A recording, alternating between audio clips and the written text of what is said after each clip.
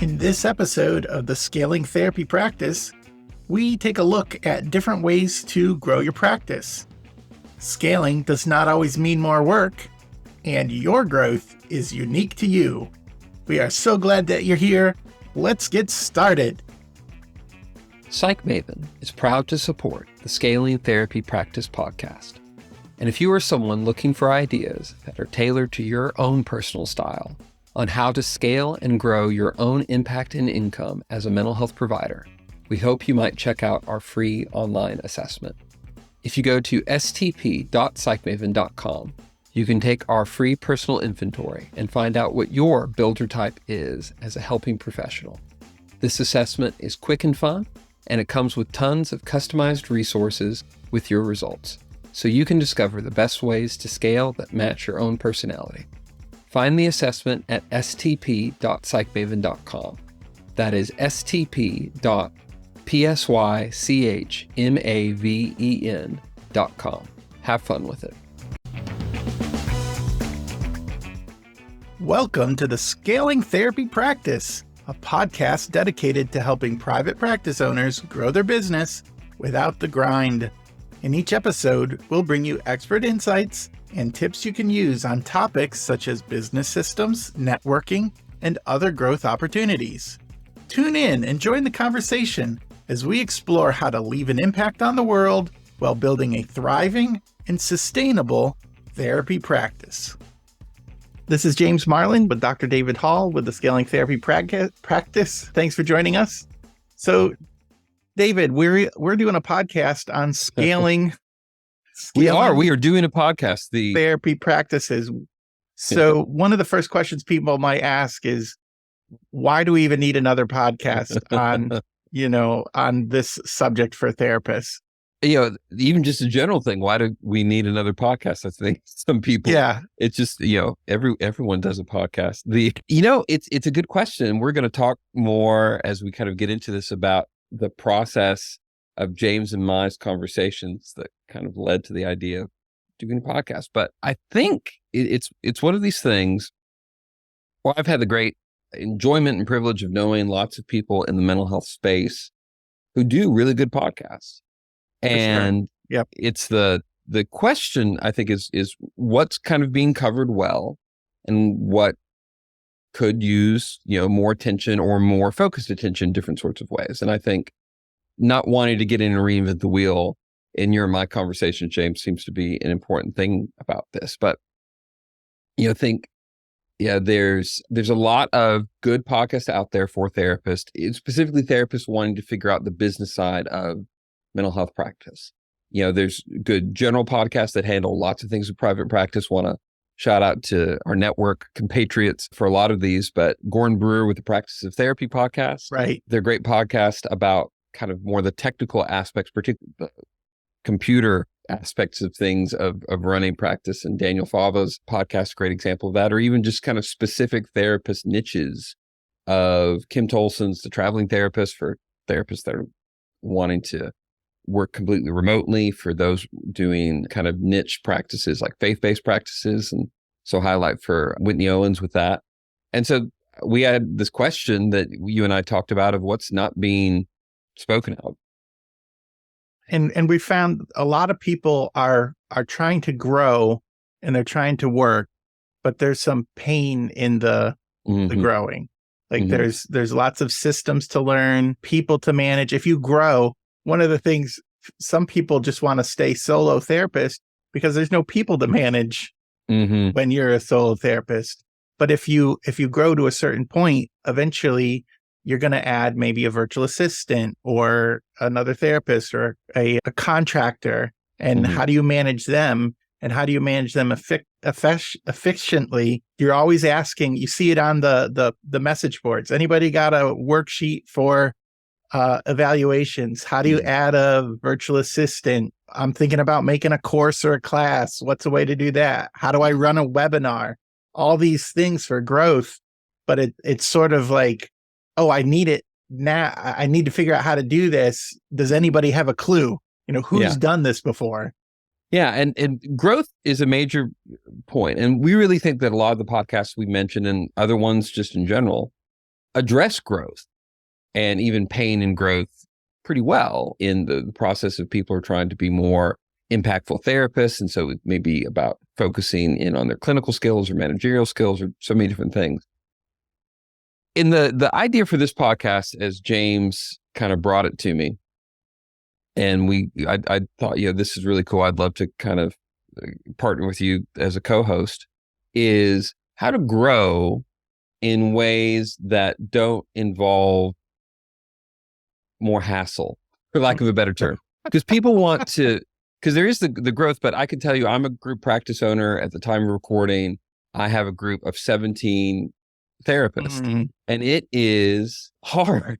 I don't choose anything different, but it is having a practice of 17 therapists versus when I was I've never been on my own, but I started with the practice of 3 therapists. It was me and 2 other therapists. And that was a very different beast to manage. It was way easier. And I appreciate the growth, but it's not the same. And oftentimes I very much miss how easy it was. I appreciate, like, our income as a practice, of course, is way higher than it was when there were 3 therapists, but it's come at a huge cost. And a lot of people are trying to figure out, how do I navigate growth without incurring even more cost to myself of my time, of my emotional energy? Oh, yeah. Well, that's the thing. How do you grow without the system destroying itself or destroying you? Like, you become a slave to the business with all the growth. Like, how do you grow in a sustainable, logical, designed way, instead of like, oh, I got to add this here and add this here, and this is the flavor of the month, or like how do you do it without losing your mind? And speaking of systems, James, I think is super important. And that part of what this podcast is, the kind of vision of it, is how to help therapists not just grow, but grow in a systemic sort of way, right? Create systems in that have even maybe some off the shelf sort of systems that we can offer you. And it can grow without growing your work burden, and in some ways, maybe even lessening it. Because I can tell you, I have 2 major businesses I run as a mental health provider. One is a group therapy practice. The other is I run a continuing education and course business. We do approved continuing education for therapists and training on clinical skills, but we also run courses on non-CE sorts of things, but in kind of business skills sorts of things. And it's under our organization, Psych Maven. And I can tell you that Psych Maven, my ability to scale in what I do there is very different than how I can scale in growing a group therapy practice. But even that being said, I've realized that I cannot run a group therapy practice like I used to. I can't apply the same tools. I need different systems. And I will say, even with a larger practice, I am getting more efficient.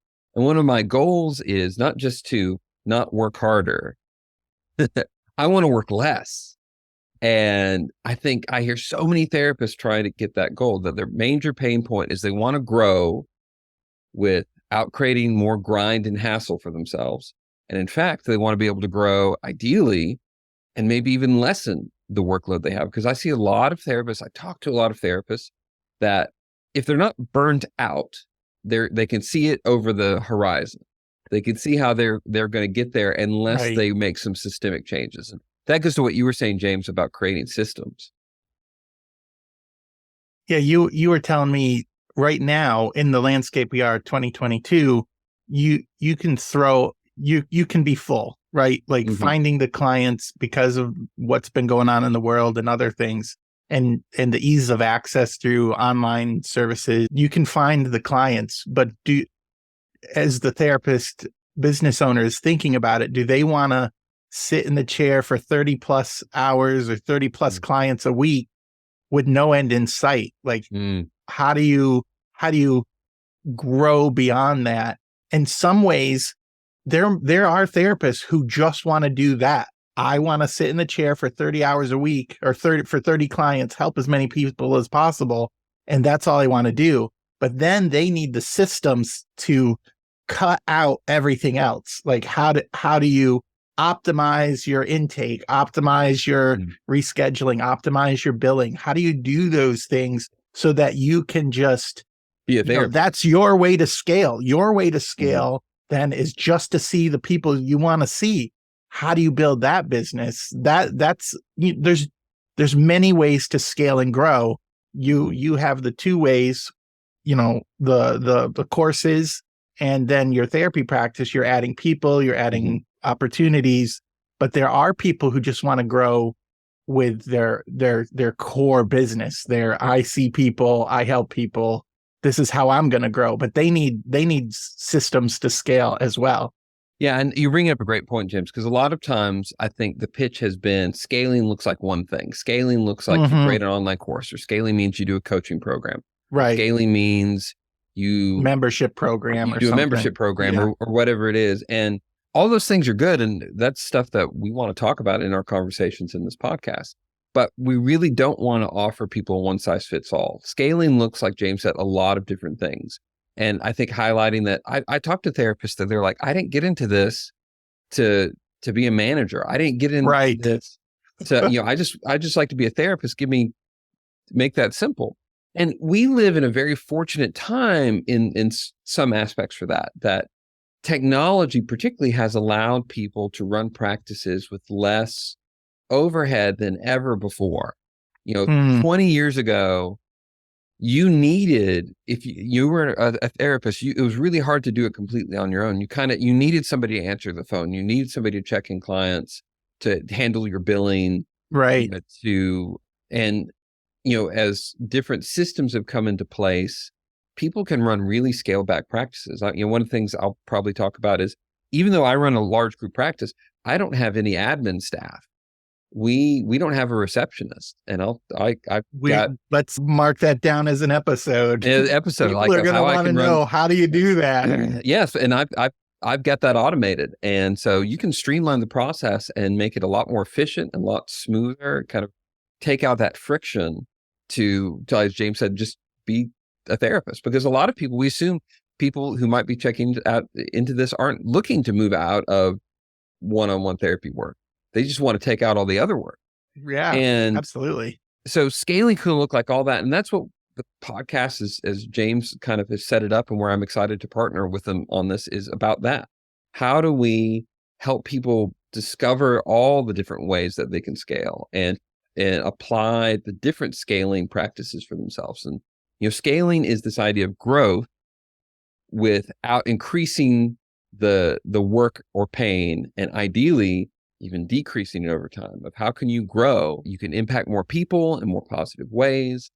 You can grow your livelihood as a provider, as a mental health clinician, and ideally make the work less. Now, a lot of us like to work, but I can tell you a lot of therapists I talk to don't want to work quite as much as they are. They would like to work, but maybe a little less, and maybe a little less.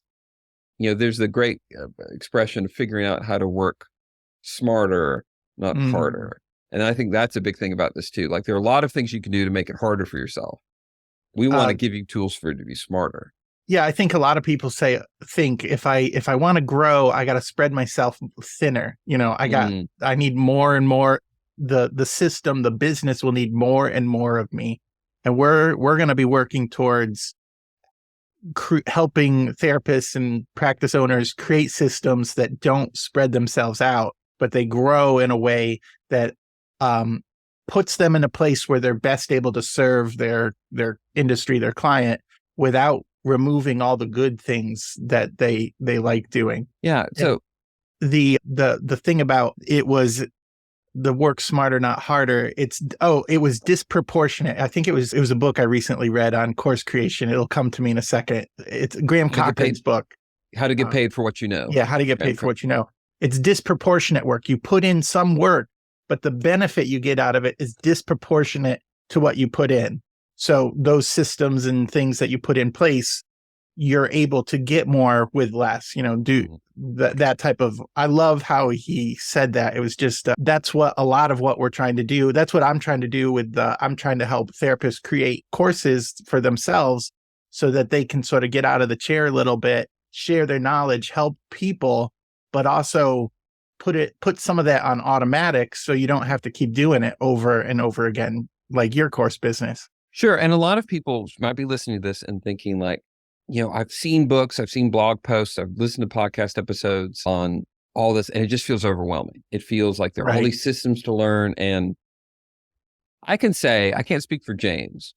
I can say for myself as a therapist, I am not a very naturally technical person. I've learned things and I'm more capable in utilizing certain systems than I used to be, but it's still not my natural thing. I'm not a computer whiz. It's funny. I was at a conference this last weekend and I was teaching on social media, which is a topic I teach on. And I couldn't get the TV display in the room to work.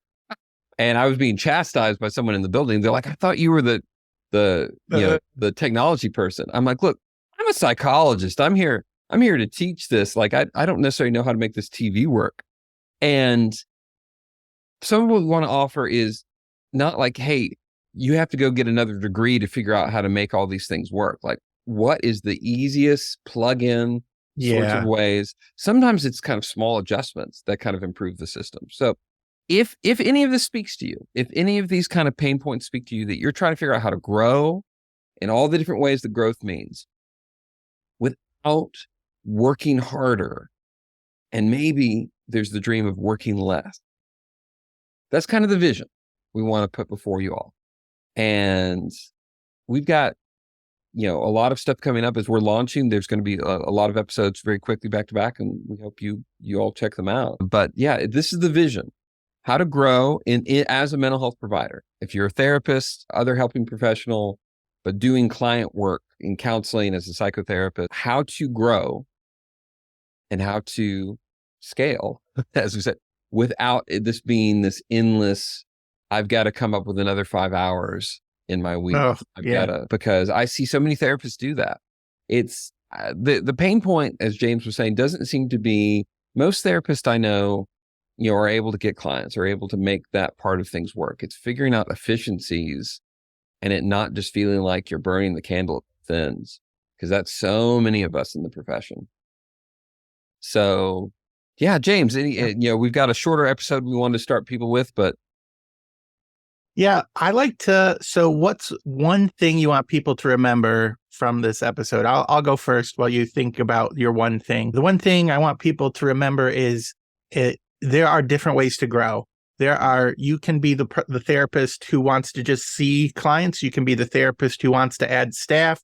You can be the therapist who's efficient in their systems, or you can be the networking therapist.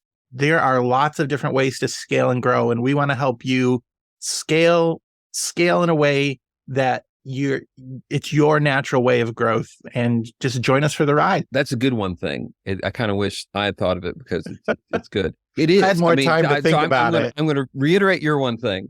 Okay. I think it's worth repeating. It's this idea of like, growth does not look like one thing. It doesn't mean, is it a membership? Maybe, maybe not. Is it, doing a course? Is it coaching programs? Is it growing a group practice? It may be some of those things for you. It may be none of those things. It may be a combination of those things. It may be so many different things. You are, to quote Pat Flynn, you are 100% unique, and your growth is going to be 100% unique. Mm-hmm. That can't be my one thing, because of James's one thing. No. My one thing is this idea of this is not the goal of what we hope to share in our conversations and our time together, is not how to make your life more busy. It's not how to create more grind. It is easy in so many professions, but particularly ours, that we equate our ability to impact people, our ability to increase our livelihood, is I've got to put in more hours. And it's not that that's never the case, but that's not the goal of what we hope to share.